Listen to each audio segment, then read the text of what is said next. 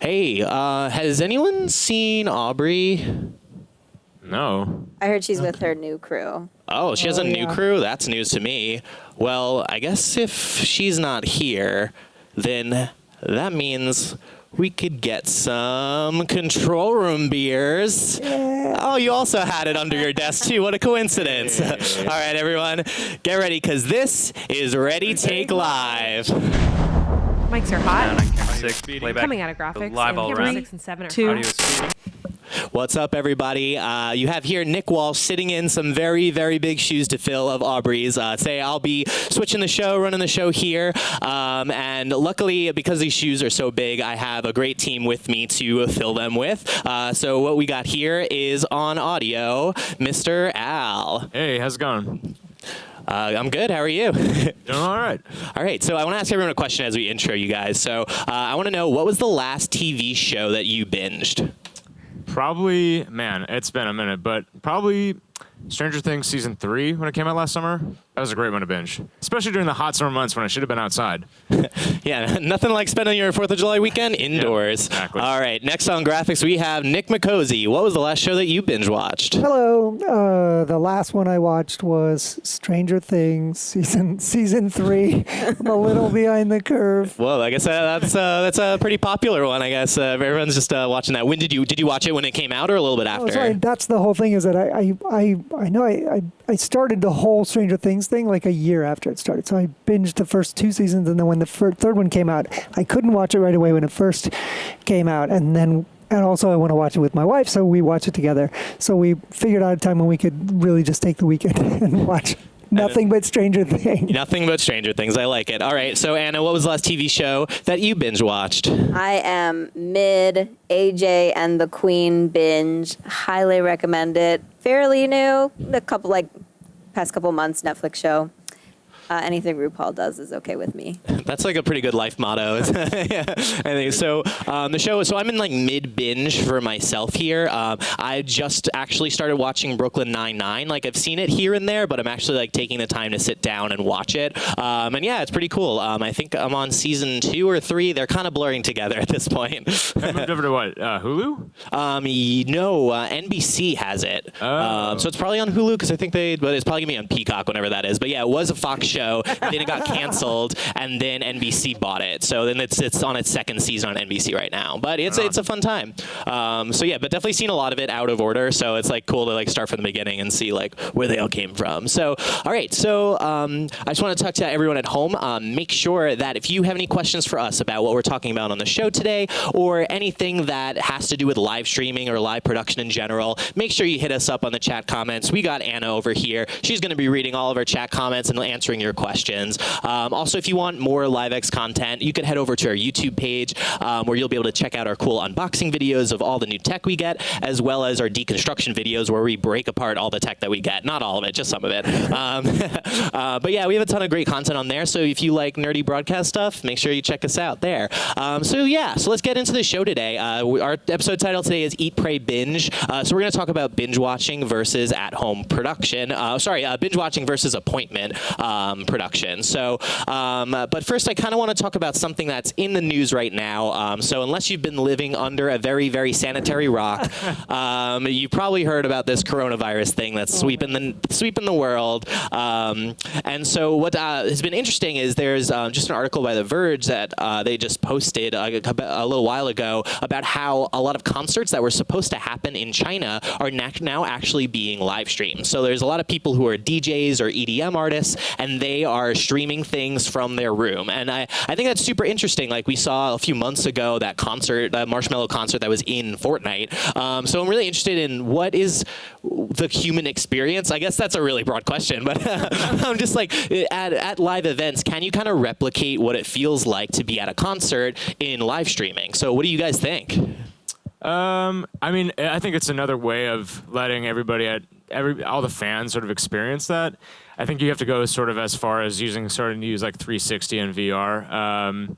We were talking offhand before the show that like those kind of experiences and sort of adapting to those sort of new platforms is really key for a lot of concert goers and a lot of musicians, in fact. But I always enjoy being able to catch like a little bit of Lollapalooza or Coachella when they stream live, and especially Ultra Music Festival from Miami. That's always a blast, and especially with all the comments from everybody in the chat on YouTube and on their page, being able to interact with the fans in sort of a different environment than you would sort of at a festival. I think it makes for a different kind of experience. I don't think it's any better or worse. I think it just sort of adds to the whole culture around festivals and music in general. Yeah, I totally agree with that. It's actually been shown that through research studies that people are more likely to purchase a ticket for an event they also attended online previously, that it kind of like whets the appetite or generates the interest. It's not the same, but it's not better, not worse. It's like having every good seat in the house watching a concert online, but also you don't get to be in the audience like and have that feeling of it. And I think that's what a lot of platforms are trying for. And the ones that are very popular in China right now for these concerts that can no longer happen with a large gathering of people, the platforms they're using actually allow for more social integration and chats, and there's subgroups, and like it can get very complicated. And I think that's really exciting to see how they're kind of improvising and allowing themselves to still connect even though they really can't. Yeah, it's interesting. Like I've seen, you were mentioning earlier that they have a called bullet chat where it kind of throws on top of the screen and you see it on top of program and stuff. I think it's really cool. Kind of annoying. I hope you could be able to turn it off for the people who don't want to do that. But that's a lot. Yeah, that's like a lot of sensory overload. But yeah, I think it's really interesting as like a way to. I guess it kind of sounds like everyone's yelling around you. It's like the visual representation of that. Okay. Live over.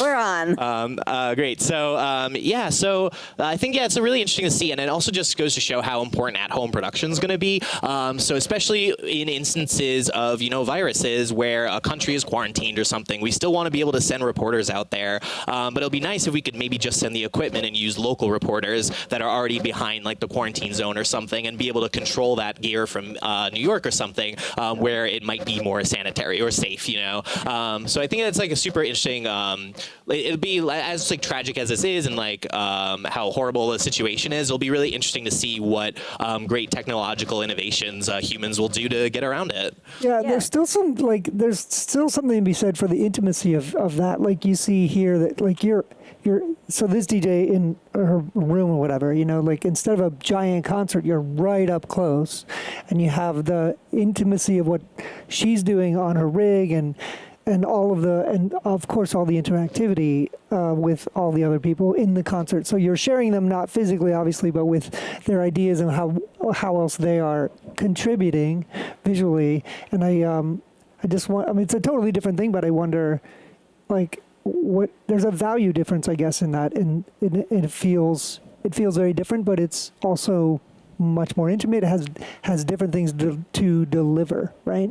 There's a different hit from that kind of experience. Yeah, it scratches a different itch. Yeah. I think it's also different when it's like a concert that's being put on because it had to be canceled, rather than in addition to like a normal show, right? Yeah. It's like everybody's there because they all missed it and they were like, "Hey, where would you have been?" It has a different context than just like the addition of a concert that's streaming live. Totally, yeah. It'd be interesting to see what that Rent Live performance last year would have been like if they just streamed that in addition to doing the rehearsal of it. Like that would have been like a whole game changer. I mean, that actually was one of the most, like, I was more actively social during that event. Right. Than almost any. I think it's probably like my number one event from last year in terms of how much I interacted and how much I was all over social, because I was like, this is a huge event. I can't believe what's happening. Yeah, so it'd be cool to have like a second screen experience for that. Yeah, for sure. Cool. Great. So now let's talk about appointment viewing. So Netflix has just come out with a show. Anna will tell us about this later. And they're starting to move into a lot more content that comes out on a scheduled weekly basis instead of releasing everything out to be binge watched all at once. So I just want to hear from you guys. What do you think are the pros and cons of them? What's good about being able to have a weekly viewing versus being able to binge watch everything all at once? Because you want to take this one? I mean, the thing I like about I've always really liked being able to share, like keeping up with my friends and the people who also love that show, like talking to them about whatever happened on the appointment aspect. The binge thing is a little more personal, and like for me, it's actually a little bit of both, because I just want to catch up with all the other people who have already binged. But for appointment, it's like it's a very basic human kind of, I'm a part of a community kind of feeling to be able to share with somebody something that happened yesterday. Or, oh, you watched, what did you think when that, whatever. I still watch Good Place like that, partially because it's released on a weekly basis or whatever, and it's an awesome show. That still has a feeling like I'd also want to binge it as well. So like, again, it's just like with the other, it scratches a different itch, but there are, there's really nothing comparing the feeling of camaraderie or human community kind of feeling of when you experience one thing and then you want to go talk to your friends about how they experienced it. Yeah, definitely. Especially with I feel like online theories have been kind of like a thing. So being able to have a show week to week that people can kind of speculate what's going to happen in between, kind of like the water cooler conversation, I think just generates a lot of social content for a show organically, which I think is interesting, which you don't really get with binge watching. You kind of have to force it a little bit more. So I guess even just from like a marketing perspective, I think appointment viewing has a value in the fact that people will want to talk about it in between episodes. Yeah, I mean, you saw that with Mandalorian, at the end of last year, I guess. And it's sort of like generating a lot of hype week to week, and being able to just wake up on Friday morning and turn on Disney Plus, a brand new platform, and be able to be engaged in that, I think sets up a big precedent for them. I know there was a lot of people talking about they're giving away a 6-month trial, and then you can just wait until the whole show comes out and then binge it from there. But as a viewer of the show and somebody who really liked watching it from week to week, I didn't mind. I honestly love the anticipation. That's why I loved Game of Thrones for 7 seasons. And I think, we have to scratch that itch every week it comes out, and we're sort of anticipating that. We're talking with our friends about it. We're hyping it all up. Whereas if you're sort of like turning on a TV show for a couple hours and you're turning it off, and then you come back later that day and you turn it back on for a couple hours. It's a little bit of a different experience. I think it's definitely an experiment for the last, 6 years that this has been happening. I think it's 50-50. Some people love watching it all at once, and some people like me, and I sort of love the anticipation of it. It's really fun. I feel like it's perfect for a post-millennial generation kind of thing, because you can experience all of this by yourself in the binge watch scenario, but also the idea that you get so many touch points on appointment viewing from a marketing point. Like if you look at it from the people who are running the social brands, or the people who you could consider the owners of the brand, not just the brand people, but actually all the fans. They are such a huge part of that conversation, and they're generating all that content as soon as the appointment content comes out. Exactly. And it's great not just for the brand itself, but for the community around it. So it's like, there's always a huge conversation every time the new episode comes out, and that's perfect for the post-social generation. Yeah, definitely. So, Anna, you were saying that this show that Netflix just came out with, Love is Blind, is interesting because it's kind of a hybrid between the two. Can you talk about that? Yeah, so it kind of launched the conversation, first of all, between me and my friends, and then that, of course, came into LiveX, and we were sitting around talking about different distributions and how distribution often equals consumption. What this show did is, it's on Netflix, right, which is the Binge platform. They released 6 episodes, right, that kind of set up the entire series, and then they released 4 the following week, and then this coming week, so that was last Thursday, they released 4 more episodes, and then this Thursday, tomorrow, they're dropping the 2-hour finale. You want to see the trailer? Yeah, so roll the trailer. We'll just roll the first couple seconds of it so you can get a feel for what we're talking about, the kind of quality Netflix content we're talking about here. I want to spend the rest of my life with. I've never seen her before. This looks like every Bachelor knockoff. So it's a dating show where they cannot see each other and they have to get engaged in order to see each other. They get engaged, then they go on vacation, then they get moved into a luxury condo in Atlanta, and then they meet each other's families, and then they get right. So that's the show. Oh my God. Wow. But it's a dating show, right? And the beautiful thing, the success of The Bachelor and Bachelorette is based on these viewing parties, gambling pools, social interactivity that surrounds the show. Like the way people consume the show, I think has really been the key to success of The Bachelor and everything. And I could tell you, because they released episodes in chunks, me and my friends are getting together to watch it because it's possible.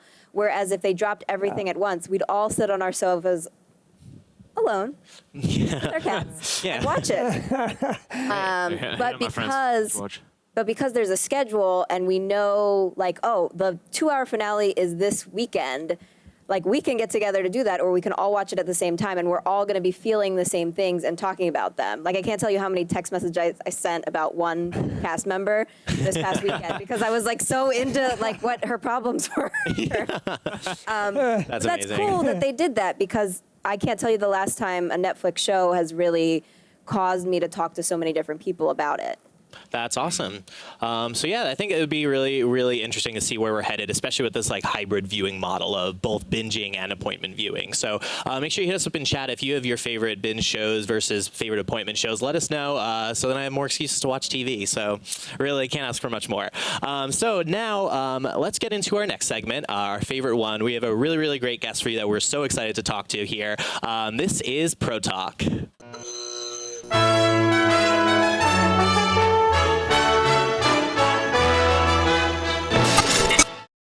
All right, so our guest today is a 4-time Sports Emmy nominee, and he has 2 nominations in the Outstanding Daily Show category for shows that were in their debut seasons and were live shows. So that's already incredible as it is. He is a consulting producer for Fubo Sports Network, and he is a field producer for NFL Network. So I'd love to introduce everyone at home to the fabulous J.B. Kritz.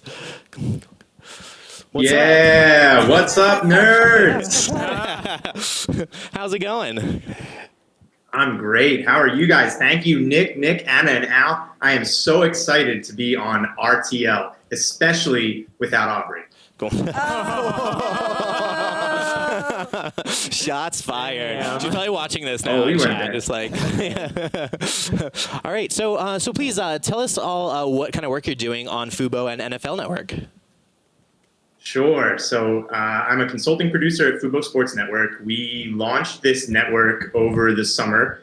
It is a free, over-the-top companion to the Fubo app, which is a really fantastic subscription service that is an option for cord cutters looking to replace their cable. So I developed a few of our original productions. We have Call It a Night with Joy Stewart Binks, Drinks with Binks, and The Cooligans. And we have a few other originals as well. We have some really exciting new stuff that's on the horizon that we're really excited to bring to everyone. And you can get Fubo Sports Network for free at fubosportsnetwork.com. And then also, I'm a field producer for NFL Network. I'm covering NFL news and events on location by assignment. Well, that sounds pretty crazy. So you have to go like all over the country, no matter where they send you. Wherever they ask me to go, I have 99% of the time said yes. Yeah, all right. That sounds pretty. That sounds like pretty much LiveX life, right? Just like wherever the job takes us, we go. Yeah. Pack something extra just in case. Yeah, right. Yeah, be ready to change your flight. Yeah. That's it. And what I think is so great about Fubo's content is that comedy is so ingrained in it, which I think is really cool for sports content because I don't watch a ton of it, but I feel like a lot of times it's just people yelling at each other. So just like arguing about stuff, kind of like the debates were last night. So I think it's like cool that there's like structured comedy in the sports world, and I think like the writing's fantastic. Everything that you guys are doing are great, and I love all of the talent and everyone who's involved with it on the shows that I've done with you guys. Great. Well, we're really lucky to have an outstanding team. It's a really small team, but it's a really amazing team. So to be surrounded with the other cast and crew and teammates that I've got here, and then obviously we have the best production facility and crew that we partner with and team up with over there at LiveX. Shameless plug from this guy. So, we absolutely we're thrilled that we get to work with you guys. I've had the pleasure of working with 3 of the 4 of you directly, and we're trying to offer a refreshing, edgy take on sports. And I am glad that it stands out because I'm also guilty of being a part of the yelling at you constant debate sports TV too, going all the way. I started in production at ESPN, so I'm partially responsible for all of those different things that we enjoy and don't enjoy. Yeah, you heard it here first. It's all JB's fault. That's it. So speaking of, so I guess fast forwarding a little past ESPN, Good Morning Football, that was a huge success for NFL Network, and it was all live streaming. So I want to hear what it was like to be on the ground for the debut team, for the debut season, to be in this like live streaming world, especially coming from TV. Yeah, so actually most of the productions that I worked on at ESPN were also live productions. And so I had some exposure and familiarity to that coming into, I'd spent 5 years at ESPN and I had launched Olbermann in Times Square before taking on development and then production of Good Morning Football. So Good Morning Football, when I started, I was the very first person hired. I expect that it's one of those experiences that I figure I'll look back on in 40 years and it'll be a defining career experience for me, right? So first person hired, there was no show at the time. There was no staff. It was just this concept, this project that was being sold to NFL Network. And we developed it into a 3-hour live daily, 5-day-a-week show that became just an absolute monstrosity. And again, I needless to say, given that environment, I learned an absolute ton. I had the benefit of launching Olbermann, but I didn't really get to develop Olbermann. So this was the first chance that I had to really take development by the horns and then launch the show. I produced it for the first year live in the control room, managing the control room side. And then the second season, I was the coordinating producer. So I was managing all of the planning and pre-production that went into it. The biggest thing that I think I learned, there was a million lessons that I learned, but the biggest big picture thing that I learned from Good Morning Football was, you put so much preparation into any live production that any of us do. But you need to, just as much as you need to be prepared and ready for your show plan, you need to be prepared and ready to go off script and just be fluid enough to capture some of the very best moments that we end up with are the moments that we never could have planned for and we never could have been ready for. So be ready to go off script, off rundown, and just kind of be fluid and confident in our abilities and go with the flow. And I think that fluidity and that looseness of Good Morning Football really helped establish it right out of the gates as being a very different kind of a morning sports television show. Yeah, that sounds fantastic. Yeah, it sounds like a real beast to do that and to still even have the flexibility to just go off script, including like all of the moving parts that you have going there. I also think that that's part of it. Like I'm a audience member, and I hear the show happening when I walk around the studio, and I'm not part of the team, but I'm hearing it, and there's so much energy, and it's such a good vibe. It comes across when you watch the episodes, and it's definitely present in the room, and I think that makes a difference. It's like you're not just talking about sports, but it's just fun the whole time. Everybody's having a good time.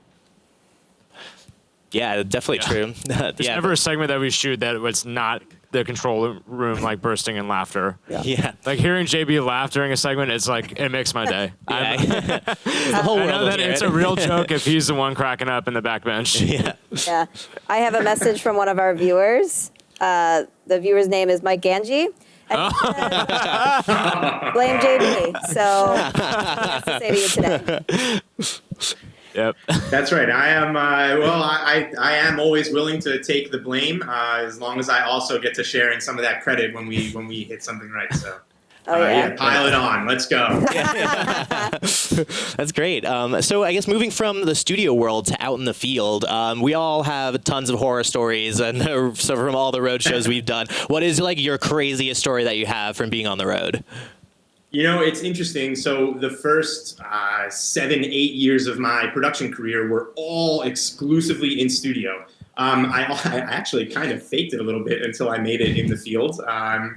And I can't really say that I have horror stories at this point because the juxtaposition of finally getting into the field after so many years of studio, I loved being in the field. It was so different. And I really enjoyed it. But I will say that for me, and especially for the few of you that have gotten to know me there on the LiveX side, I have definitely run the gamut from climates. I've had some horror stories climate related. So I've done everything from sweating through shirts with Kyle Brandt and John Durenbos for Good Morning Football to just a month ago being bundled from head to toe with only eyes exposed in -5-degree weather in Kansas City for the AFC Championship game. So I think that just something that you don't necessarily think of when you're considering a move in production of going from studio to field or field to studio is just being ready to deal with any of the elements. It was a matter of staying dry enough to be able to keep a grip on whatever I was holding on to when I was sweating profusely, or staying warm enough to not have frostbite and be able to steadily hold whatever I was holding and be able to, with gloves on, be able to maneuver whatever device I need. So no real horror stories. I did have a TVU unit go down right before live press conference, but to me, it wasn't a horror story because we just rolled it back. It was no big deal. It's come on, we'll make it, we'll get it there, we'll figure it out. Everyone survived. We're not performing brain surgery or rocket surgery, as they say. So that's great. So I just have one more question for you before we let you go. I just want to know what are your favorite live shows that are on the air right now? Oh, I love that question. So obviously anything on Fubo Sports Network or NFL Network. The clear, obvious especially answer. Good Morning Football. Yeah, obvious answer. But it's funny. Most of my favorite shows are cartoons. And to borrow a line from my all-time favorite, The Simpsons, we don't do those live because it would be a terrible strain on the animator's wrists. I don't know of any other favorite lives. I guess I have not missed. You could probably count on hands how many plays of an Eagles game I've missed in live one way or another, whether in person or watching on TV over the last 10 seasons. So maybe that would be my favorite live TV, any Eagles game. Cool. All right. So any Eagles game. If the Eagles were there, it was JB's favorite. Sounds on brand. All right. Well, thank you so much, JB, for hanging out with us one extra day than you are already here. Please keep in touch until next week when we see you.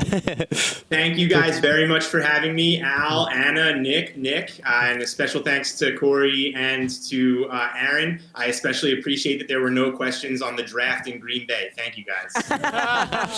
Just for you. All right. Well, thanks so much, JB. Bye, JB. Bye. Thanks, guys. See ya. Have a good rest of the show. Thanks. All right, cool. All right, so thanks so much for JB for hanging out with us. If you still have any more questions, make sure you hit us up in the chat. So now we're going to get over to another section where you get to listen to me talk forever. So who could complain about that? So we're going to go over to the studio, and we're going to do one of our world famous studio demos.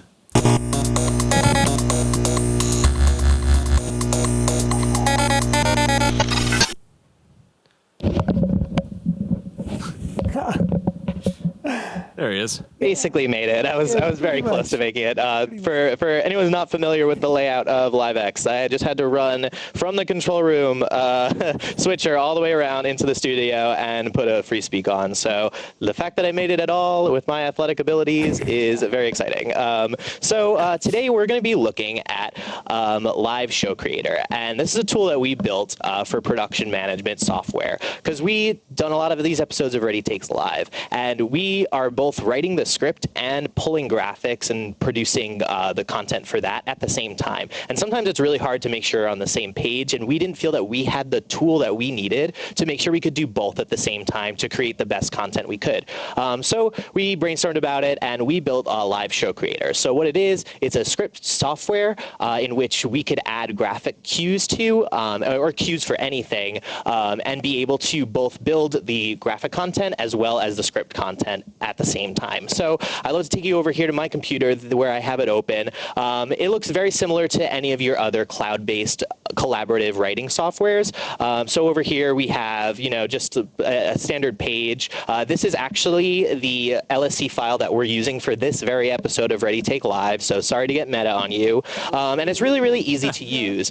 So for example, we have this here. We were going to talk about appointment viewing here. And let's say we had a cool graphic that we wanted to use for the pros for binge watching. So you can see here I selected the text. All you need to do is right click on it and add a GFX cue. So you'll see this cue pop up over here. I already have a bunch of assets in our drive here, so all I need to do is pick the one I want to use and hit add to GFX.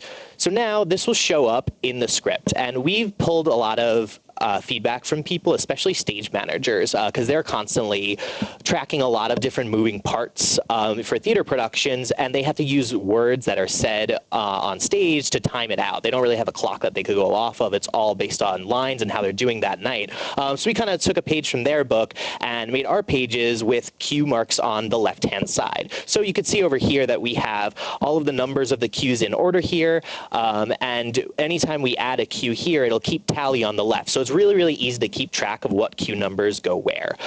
So that makes, while you're in a show, like we use this while we're both operating the show and being in the show all the time.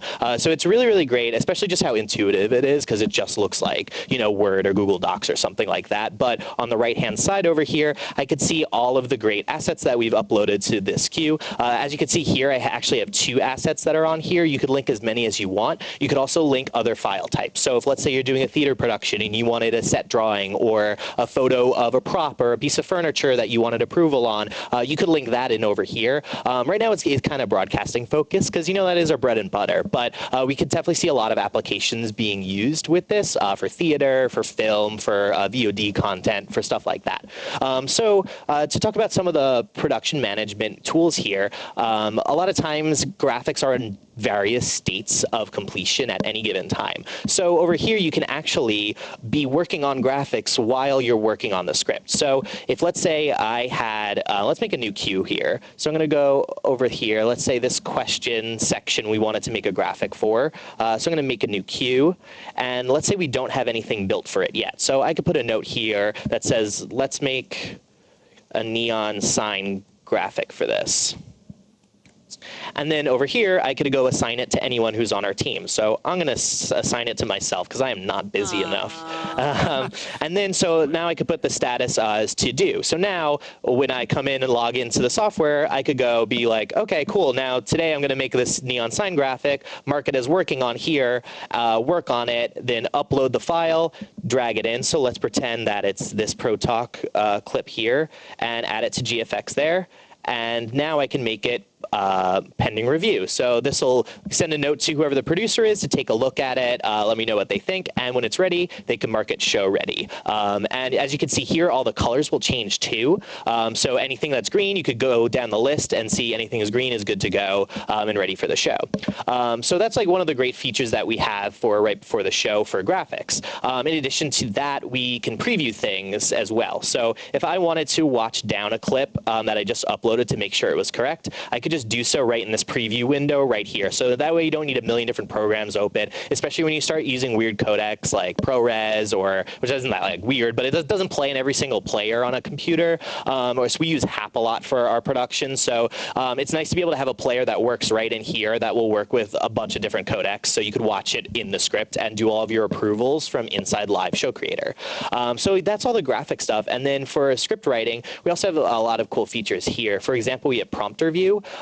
This will let us create a teleprompter for this. You could set the size here, and this will update with whatever you have in your script. So as you make changes to it, the prompter will update here. So this is a really easy way to give prompter to your talent. You could set this up on just an HDMI converter to a standard teleprompter, and just wham bam and go at it right there. So yeah, that's a really great feature that we like. We also, when you're trying to build a show, let's say you have a 27-minute window that you have to hit, you could actually highlight all the text of your script, and up here it'll tell you how long it is. So what you'll put here is a word count of whatever the talent's word talking speed is.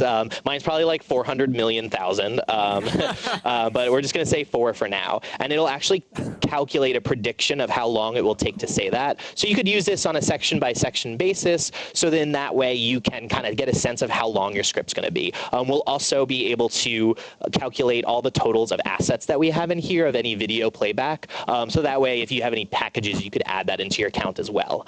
And then, yeah, we have a ton of other great features that we're going to come out with for Live Show Creator. But what we're really interested now is just getting it out to people and having people use it. So if you're interested in playing around with Live Show Creator, Creator, make sure you go to liveshowcreator.com and sign up for a free trial. We'll get you on there, signed up for that. You could start playing around with it.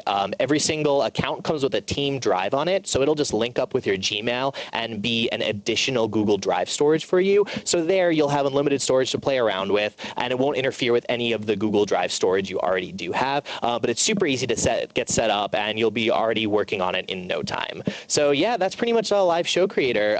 Do you guys over in the control room have any questions about it?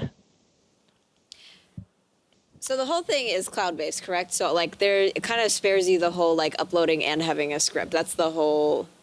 Yes? Yeah, it is. So yeah, it's just like Google Docs or something like that, where people from anywhere in the world can be working on the same document at the same time. On multiple ways. So somebody's working on the script part, someone's working on the assets, someone's approving the assets, someone's thinking about blocks, all that stuff, right? Exactly. And yeah, all that can be done. And then how it works on the outside, like let's say once you have all of your graphics in here and you want to get it into any system, all you need to do is download the folder here. So you could just go directly to Google Drive here, or what I really like is this feature here, where basically you'll save file names with the numbers of the queues in order. So that way you could download all your assets in order. You don't have to reorganize anything in your preferred graphics system. So you could just hit this there, download all the assets, load them on, and then you're good to go. So yeah, a bunch of different people can be doing all steps of the production in there, whether they're writing the script or they're downloading assets. Everyone could do it from wherever, whenever they want to. Wow, that's really amazing.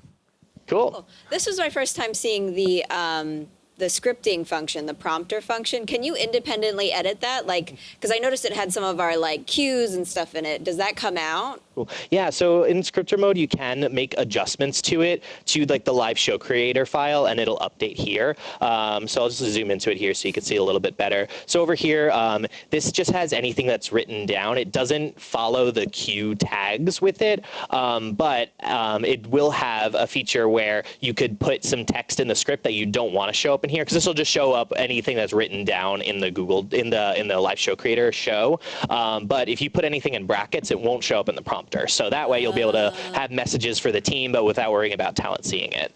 But yeah, so yeah, it's pretty cool. I think like prompter is really tricky because you kind of want a point when you have a prompter where you want to stop downloading things and just make edits in the prompter. Because it could get kind of crazy with like millions of versions of things coming from different people for a poor prompter operator who's trying to keep track of everything.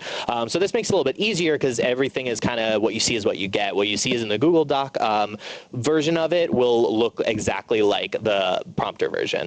Well, that was my other thought I was having about it, is how does it handle, because Makosi and I were having that conversation today, how does it handle revisions of graphics? Like, oh, this graphic has actually been updated. Does it do anything to like tell you that it's been updated? Yeah, so for each file, you could have multiple assets on it. So what I would do if like we're going through a lot of versions, I would upload it directly to here as just another file and just not get rid of everything. So that way you can keep track of old versions and have them already on the queue. So if like, let's say you have one that's a different color than the other, you could actually look at them both side by side and be ready. You'll be able to download them at once and then just pick whichever one you actually want to use. And you can preview them in that window that you're looking at, right? So you can actually play it out right there. Which one do I like better? Cool. Yep. So exactly. So you could just like take a look at whichever you have selected here. You could just play out in the player, and then this also will grow too. So you could see some more info about it. You know, like see that it's the size of it, what kind of format it is, all that information that you might want to have. Nick, do you have plans to do like? I know we work a lot with people who are having presentations. What about integration with like Google Slides, I think it's called, or like Keynote? Yeah. So right now you can upload any kind of asset because it's built on Google Drive. So, you know, you could put on whatever kind of file you want. So I would just have, you know, the run of show or show flow on here, and then you could just link all of the PowerPoints there to that. You could also, in this note column, add a hyperlink. So if you are using Google Slides or something, you could just add a link to that slideshow. So then when the time comes in the script, the operator could just open the slideshow, download it, whatever they need to, and then go from there. Fantastic. Cool. Back to the prompt review, because for some reason I really love that. I think That's it's amazing. really awesome. I love that too. Does it have auto scroll and speed adjustment or anything like that? That is on the plan for the Horizon to do that. We kind of need to build like some add-ons to it to scroll around. Right now it's just like a standard scroll, so it kind of works for most people who just need to like get something up for an at-home production. But so for now it's for scrolling. But yeah, we want to look into getting some either an auto scroll feature or just something something that like you could work with a controller instead. Cool. Huh. Neat. Cool. So there you have it. That is the studio demo. So let's go back to the control room and take a look at our chat questions.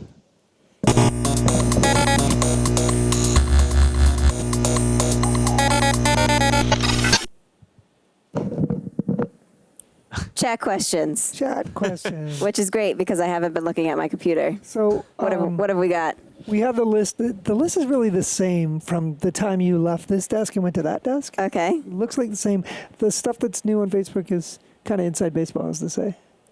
Okay. Baseball. Although I will have to say, Keith I Olbermann? Is want that to a put Keith Aaron Olbermann? Nagler's in there. I want to know Yeah. about the camera, so I want to add that. I'm going to add that in. Okay. That'll be later. All right. So we'll sit on. But That's a let's- teaser for later. Yeah, but let's go. I'll get it in a second. But let's go through like the cheers for JB. Oh yeah. Mike Angie followed up his offhand comment with a JB's the best producer around.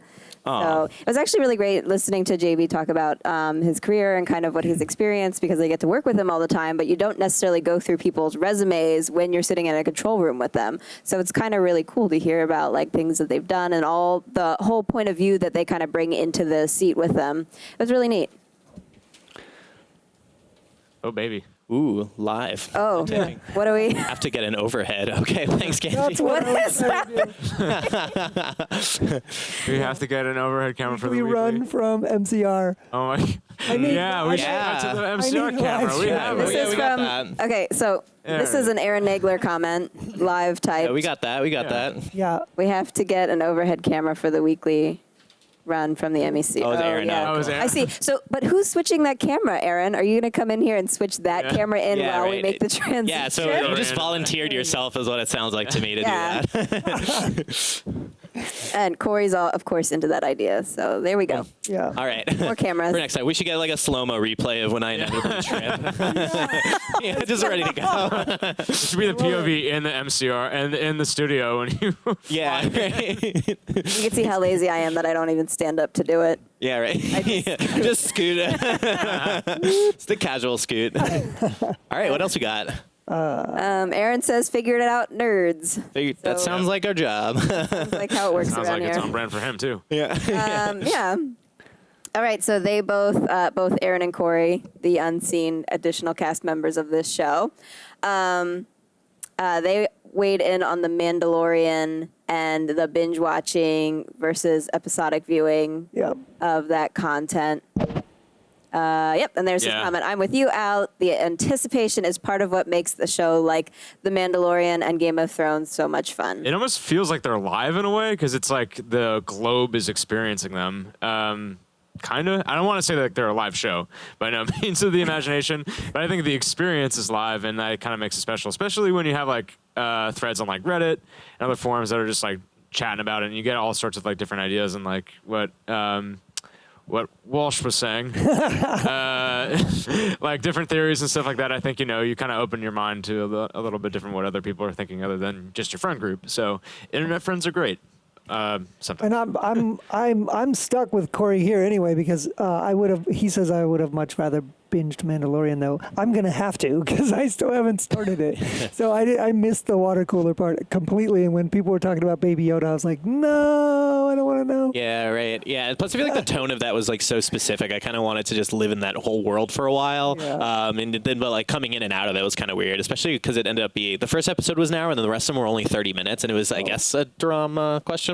So I feel it's like a weird time for it. So yeah, I think binging it probably will be a better experience. That's actually how I felt about Westworld, which I know had like a lot of twists and theorizing in it, but I found like in the beginning when I was watching it week to week, I was just not that interested in it. But then I waited for the rest of the season to come out and watched it all at once. And it was just like a better experience. So so that just goes to show that some content just works better as a binge instead of an appointment. For Yeah, sure. I feel that way about Doctor Who, and that's released episodically. But the story arcs are so like detailed and kind of actually like confusing that it's hard to follow. It would be hard to follow. I've never done it week to week, so. But it reads well as a binge, not an episodic viewing. Yeah, that reminds me of Arrested Development season 4 because that came out like as a binge Yes. season because it was out of chronological order. That they eventually did a recut of it in chronological order. But like I watched it all at once, and I feel like anyone that I talked to that also binged it enjoyed it a lot more than the people who spread it out, watched it week to week, or didn't get a chance to watch it all at once because it is a very tangled web, and I think it does have the payoff if you could sit down and dedicate like the 4 to 6 hours to watch it all at once. Yeah, it's cool how distribution kind of drives consumption and what the experience is that's different. Just like we're talking here, like releasing clips of things and the full live stream, or one or the other, or pre-taping it and releasing it as a video. Like it all kind of changes the way people experience it and consume it and share it. Like it's cool. Yeah, and certainly the kind of content changes that too. So Black Mirror is another show that I love on Netflix, and there are times I want to binge it because there's an endorphins thing or whatever, and I really want to watch it, but then also some of it is so negative. I'm like, I don't know if I can watch the next one. I just don't want anymore. So and then I just want to talk to somebody about it. Did you see that one where? So Yeah. it's both for me still. Yeah. Solid both. Solid Classic. depends. That's a It classic got really Libra. dark with Black Mirror. I want all of it. I'm like a little afraid to put that show on. It's like Chernobyl came out as a miniseries, and like, Oh yeah. ooh, yeah, I'm like Yeah. kind of touchy on that. Oh yeah. Did you watch it all at once or did you watch it spread out? Chernobyl? Yeah. I've been told by my fiance that I need to watch it. She's held off to watch it together. And it's like, yeah. She's like, oh, it's grim. I'm like, yes, it's Yeah. Grim. It's really good though. Well, that's the other interesting thing about binge watching is I read kind of when this was new that there was an uptick in arguments between couples because of cheating on shows. I don't know if anyone has experienced that in their relationship Wow. where a significant other has accused you of cheating Wow. or you have accused them of cheating on a show with you. Yeah, nothing worse than coming home and finding out your partner just watched all of the show that you were planning on watching. You watched Office season 6 that came out like what 10 years ago. Yeah, like come on. Cool. All right. Do we have any more chat? And that's Yeah, it. we don't know. No, we have to put this one. We have to Okay. put this You one have. here. We have to put this one in here. Angie's. Oh yeah. We didn't see it. We talked about it earlier, but yeah, we've not seen it. So yeah. There it is. Angie JB's speaking the best. truth. Thumbs up for The JB. truth. All can agree. All right, great. So thanks for your chat questions. Please continue to hit us up. Also, during the week in between Ready Take Live episodes, we could answer your questions on the next episode. So make sure you hit us up for all of that sweet, sweet content. So now we're going to go to our last segment of the day, a segment that we like to call Fail No More.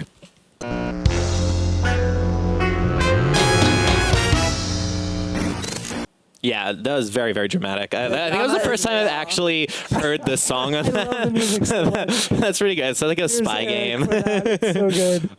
That's awesome. So, so our topic for today in Fail No More is monitors for a lighting designer. So a lot of times we'll do events that are in a space that's like a theater or something like that, and the lighting designers will be lighting for the people that are in the space, but not necessarily for camera. So a really good strategy to have is to actually give them a monitor so that they could see what cameras are seeing as well as what real life looks like. And they don't have to take your word for it when you. Yeah, exactly. Right. So They probably know how to read a light chart better than you do. So yeah, exactly right. Yeah. So that's a really, really good tip. Sometimes that involves an extra fiber line or some extra shenanigans to get it so they could switch individual camera feeds, but it has always been worth it and will always lead to a better show.